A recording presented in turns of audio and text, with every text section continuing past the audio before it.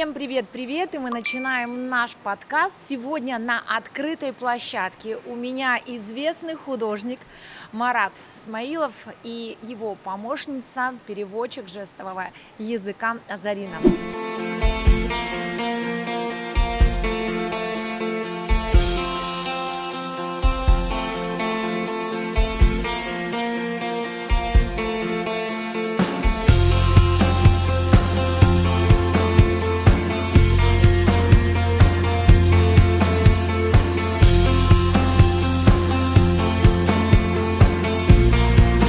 Я очень рада, что сегодня вы пришли к нам в гости, и мы можем поговорить о вашем творческом пути.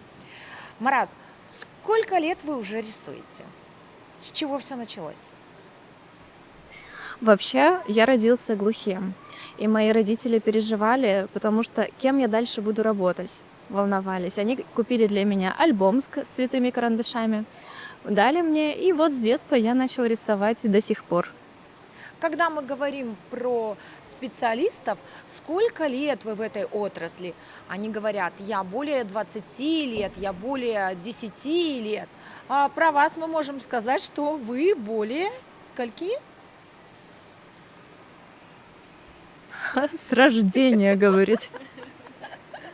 Ну, то есть весь жизненный путь, он неразрывно связан с творчеством. Да, весь жизненный путь, мне уже больше 55 лет, поэтому все это время я рисую. Полвека.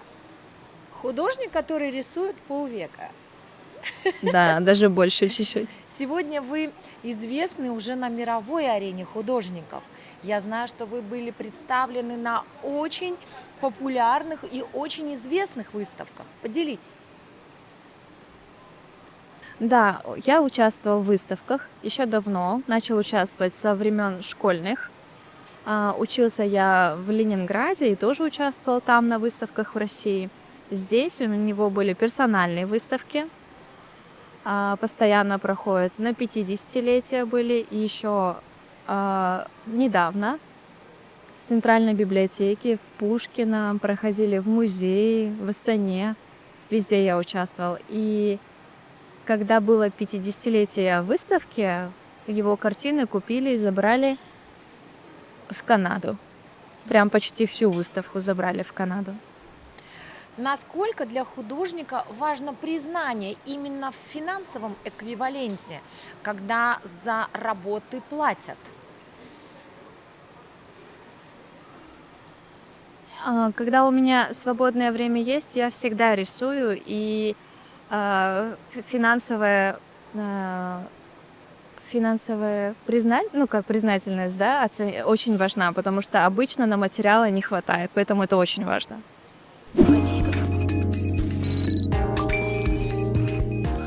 Многие художники талантливые, но, к сожалению, неизвестные. Они творят либо у себя дома, либо в маленьких мастерских, и они не знают, как выйти на международный уровень. Они не знают, где представить свои работы, чтобы их увидела публика.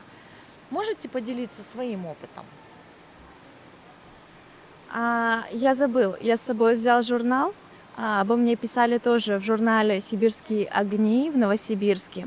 Обо мне рассказывала искусствовед Лариса Ивановна, которая в музее о нем рассказывала, и так он стал более популярен и известен.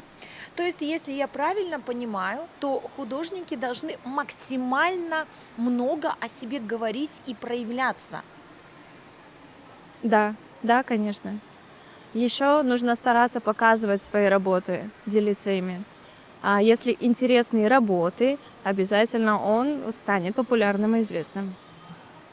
Но я никогда не рассказываю о себе, я просто показываю свои работы, участвую на выставках, показываю свой необычный стиль, и таким образом становлюсь более известным.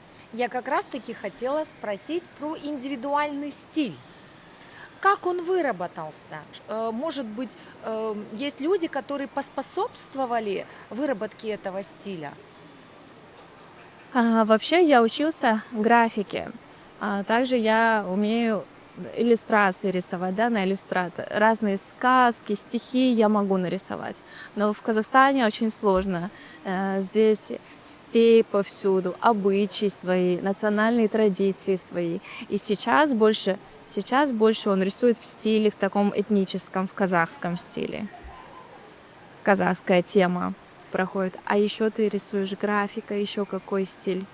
Живопись я рисую, скульптуры я делаю поделки, игрушки, сувениры. А еще я, бывает, художником-оформителем выступаю. А еще твой необычный стиль ты рисуешь. Как у тебя секреты есть свои? Да, у меня есть свой секрет монотипии, но он ему никому не рассказывает. В работах очень много национальной тематики, когда картины выставляются где-то за границей. Насколько это привлекает внимание гостей выставки? Да, очень привлекает. Еще очень многие жалуются, что не хватает родины людям, которые уехали отсюда. Вот они приезжают и ищут, покупают. У меня спрашивают в том числе. На ваш взгляд, с какими сложностями сегодня сталкиваются местные художники? Что мешает им выйти на более серьезный уровень, стать популярными, известными? Лично с моими проблемами, да, хочу поделиться. Здесь слабо поддерживается культура и искусство. Сейчас вот проблемы твои личные какие? Финансовые проблемы, потому что материалы очень дорогие, с помещением сталкиваются многие художники, я в том числе. Также, где хранить картины. Иногда я вот дарю в фонд музея. Вот больше финансовый и вот что с помещением нет проблема. А еще спрашивают, художники хотят на мировой уровень, мешает что? Говорит, бывает, мешает зависть. Э, Креативные художники Усть-Каменогорска неоднократно поднимали тему, что им нужен дом художников, где у каждого была бы своя мастерская, где они могли бы творить и не думать о том, что нужно платить за аренду. И именно там могли бы быть залы для выставок. Как вы думаете? Да, я тоже согласен с этим. Во времена СССР был на Космической дом художника, я посещал его, но, к сожалению, продали, и это стало базаром. А если бы это было прекрасно. Очень нужен дом художников. Я тоже помню, когда Дом художников еще был домом художника. И когда я сейчас мимо него прохожу, столько лет прошло, но Дом художников все так и называют Домом художника. Наверное, это название, которое исторически с этим зданием неразрывно. И дай бог, когда-нибудь там опять начнут творить великие художники. Вы бы хотели вернуться в те стены? Да, конечно, я очень бы хотел. Я был Там был известный скульптор. Как его звали? Рапо Рапорт. У него фамилия такая. Это был известный скульптор. Я даже с ним общался, видел его мастерскую. Жалко, он сейчас уехал в Израиль. Все друзья разъехались, но я бы очень хотел, чтобы был дом художников. Дайте несколько слов напутствия тем начинающим, возможно, художникам, которые вот сталкиваются с какими-то проблемами. Как не бросить, как не отказаться от того, что близко твоему сердцу, несмотря на какие-то финансовые и другие сложности.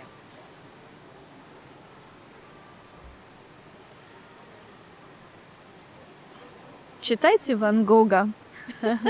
Вы читали, он спрашивает. Я тоже так же, говорю, стараюсь. Что бы ты посоветовал, чтобы не бросали? Как? Чтобы не бросать, я хочу сравнить это как с водой, что искусство для нас как вода. Без воды жить невозможно, а также и без искусства невозможно. Поэтому если есть потребность, человек не бросит. Марат, у меня такой вопрос. Есть ли в мире человек, которому бы вы хотели подарить картину или, возможно, нарисовать что-то эксклюзивное? кому бы в мире хотели преподнести такой авторский подарок и почему? Я бы хотел преподнести Богу, он говорит, а человеку кому? Не знаю, я даже не думаю об этом. Время пройдет, время покажет. Возможно, я подарю кому-нибудь. Я благодарю сегодняшних наших гостей за то, что они пришли в нашу открытую подкаст-студию. Это первый шаг для того, чтобы стать более узнаваемым, для того, чтобы рассказать о себе, заявить о себе, поднять какие-то проблемы и просто стать немного медийнее и популярнее.